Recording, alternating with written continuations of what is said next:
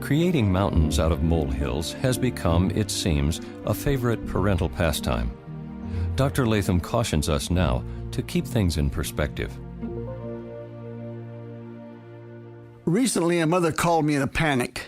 She was crying, distraught, and perplexed. Her 13-year-old son had gotten in a fight on the way home from school. Earlier in the day, he had been teasing a classmate, and by the end of school, that classmate was ready for revenge. After the boys left the school grounds, the fight began.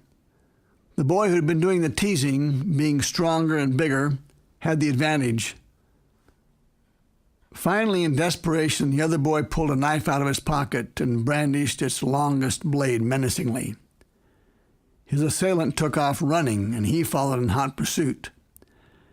By the time the fray had ended, the one who had started it all with his teasing had sustained a superficial scratch from the other boy's knife. The mother who called me happened upon the scene of the fight just as it had ended, and as bad as the fight was, the mother's response, though well-intended, was worse. Recalling our phone conversation, it went like this. Mother, what happened, son? Son, he cut me with a knife, pointing accusingly at the other boy. Mother, let me see the cut. Oh, it's only a scratch.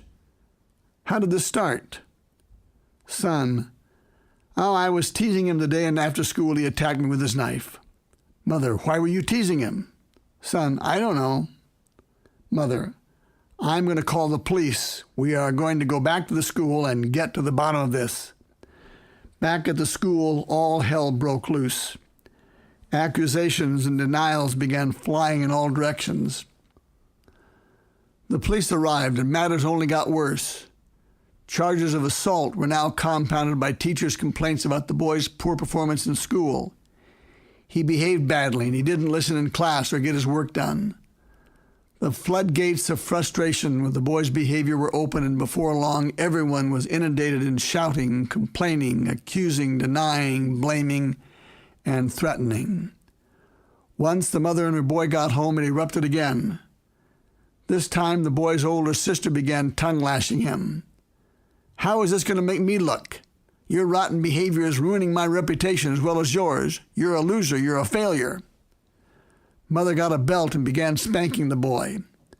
The mother's brother, who happened to be at the home, began scolding the mother for being too harsh, though he too scolded the boy severely for always getting into trouble. By the time the mother called me, she was nearly hysterical. Though what the boy did to start it all, that is, teasing a classmate, was not appropriate, and though his victim's retaliation and striking back with a knife were also inappropriate and would certainly need to be addressed later, that whole mess could have been put to rest in less than 1 minute.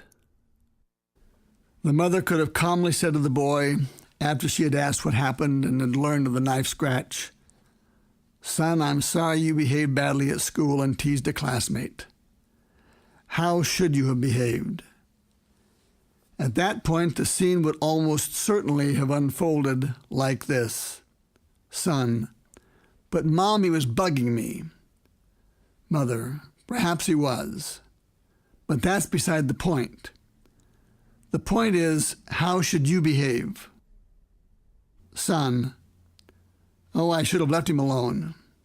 Mother, good answer, son. I believe an apology is in order. Time it. That took just about 30 seconds, and it was over.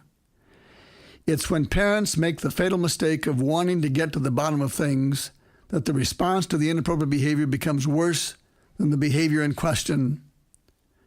Since there is no bottom to such things, the conversation turns almost immediately to accusing, denying, labeling, punishing, scolding, and on and on and on, spilling over into every other questionable facet of the boy's life.